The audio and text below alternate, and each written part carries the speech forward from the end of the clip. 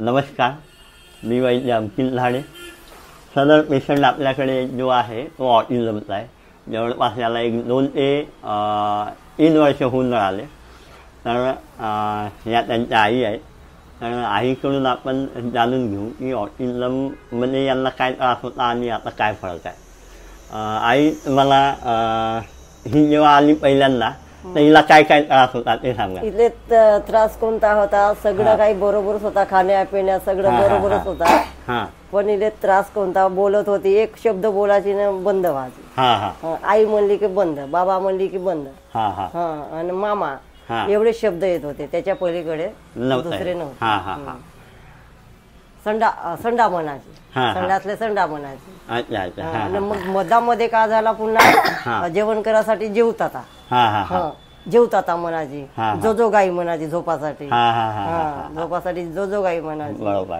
आणि पहिले कोणाला पण जाताना हात लावायची, अशी थापड मारून द्यायची, कोणाचा पदर ओढायची. म्हणजे आपणच जायची. Okay okay. आणि पाण्याचा खेळ जास्त होता. पाण्याचा खेळ जास्त होता. पाणी जर रागावला तर दुसऱ्याच्या अंगावर टाकून द्यायची ग्लास पाणी. तू काहून अशी करत आहेस म्हणला तर बस अंगावर फेकून द्यायची तो गिलास भरला पाणी. दुसऱ्याच्या आपण काही सांगलं तर लक्ष द्यायची नाही, लक्ष नव्हते. Okay okay. मग आता जवळपास आपण 1-2 वर्ष झाले आता. 2-3 वर्ष होत आहे. आता तिला काय काय फरक वाटतंय? आता बोलते वगैरे, चांगली बोलते. आता झोपतो म्हणते, आई झोपून चाल म्हणते, जेवण करतो म्हणते. बरोबर. शाळेत जातो म्हणते. मुलं शाळेत जायला लागले तर पोरं जात आहे शाळेत, मी शाळेत जातो म्हणते. माझी टीचर आली, टीचरकडे जातो. सर आले, पहिले टीचरले आका म्हणायचे, सरांले बाबा म्हणायचे. पहिली मध्ये जात होती ना तेव्हा सरांले बाबा म्हणायचे, टीचरले आका म्हणायचे. आता टीचर म्हणते, टीचर म्हणते, सर म्हणते. बरं. मग आता दुसऱ्या गावाला कुठे जायचं झालं तर ओळखतं लोकांना, आहे ना.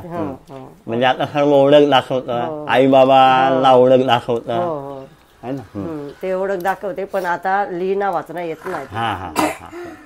तर हे आहे ऑटिझमचे पेशंट. ह्या ऑटिझमच्या पेशंटमध्ये आतापर्यंत एवढ्या सुधारणा झाल्या. ऑटिझमचा पेशंट असलं की बऱ्यापैकी ते सुधरू शकतो शाळेत जातपर्यंत, आणि आपल्या आयुष्यात नॉर्मल लाईफ जगू शकते. इथपर्यंत ऑटिझममध्ये काम होतं.